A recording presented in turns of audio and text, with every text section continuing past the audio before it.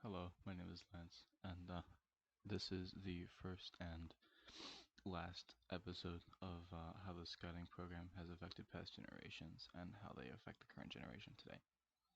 So, since the program started in the United States of May of 1910, scouting has been an option for boys from ages of 13 to 21 to learn certain ideas and ways to be a scout until 1978, when girls were allowed to have scouting troops. Of course, um, the dates have changed, not dates, but ages have changed. So now it is 11 to 18.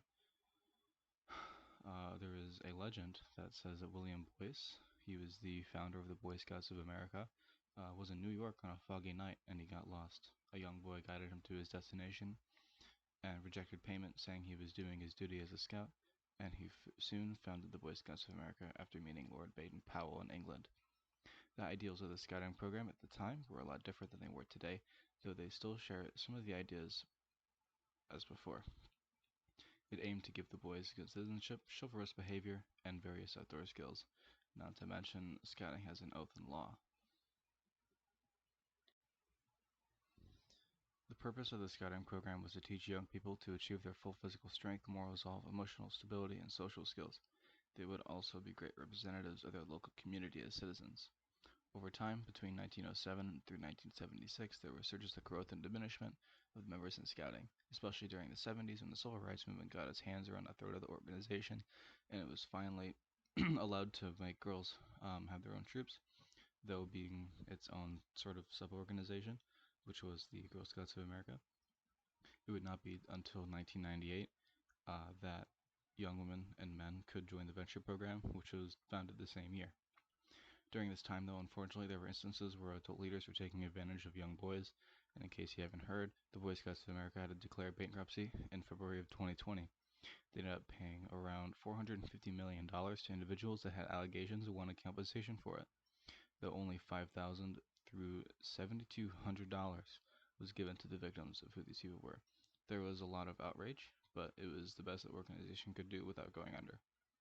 Fortunately, there was a rework of the Youth Protection Program, where ideals of youth protection have shifted quite a bit in the past years. As someone who staffed summer camp, I see how they restrict us as staff members and individuals and reconstructed the entire idea of safety. Ideas like too deep leadership were put in, so for example, there must be 2 adult leaders or staff members at summer camp. There's also Guide to Safe Scouting, where certain rules are put in place for young individuals on a for group activities, and no more than 2 years of age difference in a group to prevent possible issues. Now we should get into how this affects the new generations of scouts, since my generation is getting older and they've been through this change. Some of the changes may be for some good and can be detrimental to others. Since I've been in 2 different councils and troops, I think I should be able to say how I've seen the effects of these generations. Certain adult leaders have different ways of doing things. Some want to get it done as soon as possible whilst also following the rules, and the other wants to get it done as soon as possible, assuming everyone knows what's going on, regardless of the rules. The first leader, who follows the rules, shouldn't be affected. If they follow the rules, they don't have anything to worry about. They will offer insurance and expect a well-disciplined troop.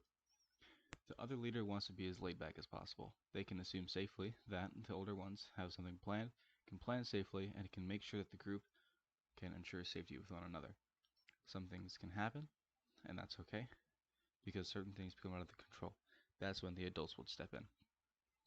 Since this rework, the idea of the scout-led troop is only solidified harder with each kind of advisor or scoutmaster out there.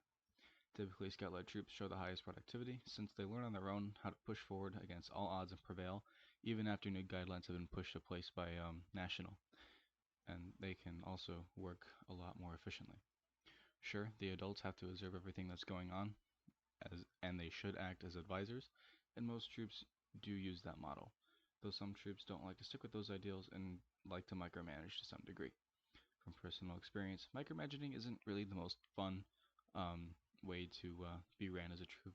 I wasn't able to move forward on what I wanted to move forward on until I joined my second group, where I'm now able to pursue whatever I'd like to do first. That is how the troop should work.